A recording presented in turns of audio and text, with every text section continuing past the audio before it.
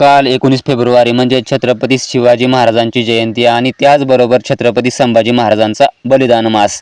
संपूर्ण महाराष्ट्र हा उत्सव साजरा करत होता, पण आम्ही एक वेगळाच मार्ग निवडला. आम्ही गेलो त्या ठिकाणी जिथे इतिहासाने एक वेगळं वेदनादायी वळण घेतलं होतं आणि हे ठिकाण म्हणजे संगमेश्वर येथील सरदेसाई वाडा. आणि याच ठिकाणी छत्रपती संभाजी महाराजांना कैद करण्यात आलं होतं.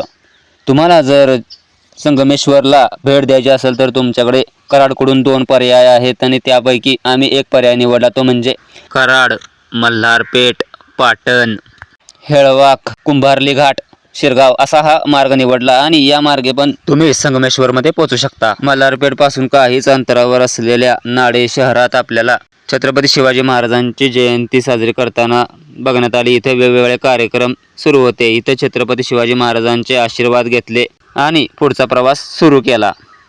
तर मंडळी, हा आहे कुंभारले घाट आणि या कुंभारले घाटात बऱ्यापैकी अवजड वाहने येत जात असतात. त्यामुळं हा घाट जो आहे तो योग्य रीतीने पूर्ण करा.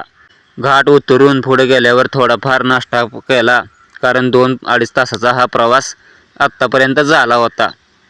नाश्ता झाल्यानंतर पुढचा प्रवास पण सुरू केला लगेचच.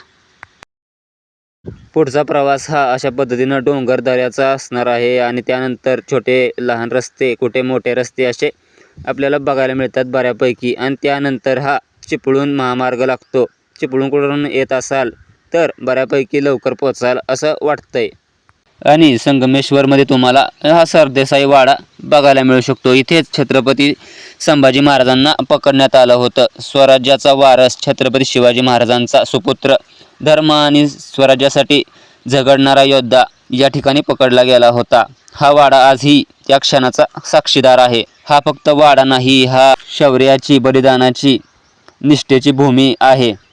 छत्रपती संभाजी महाराज संगमेश्वर येथे लष्करी आणि राजकीय कामासाठी या क्षेत्रात असायचे. मुघल, पोर्तुगीज यांच्या हालचालींवर लक्ष ठेवण्यासाठी, स्थानिक सरदारांशी भेटी घेण्यासाठी, राजकीय पत्रव्यवहार, राजनीती अशा बऱ्याच कार्यासाठी संगमेश्वर येथे असायचे. आणि 1 फेब्रुवारी 1689 मध्ये मुकरब खानने अचानक छापा टाकून कवी कलश आणि संभाजी महाराजांना पकडले.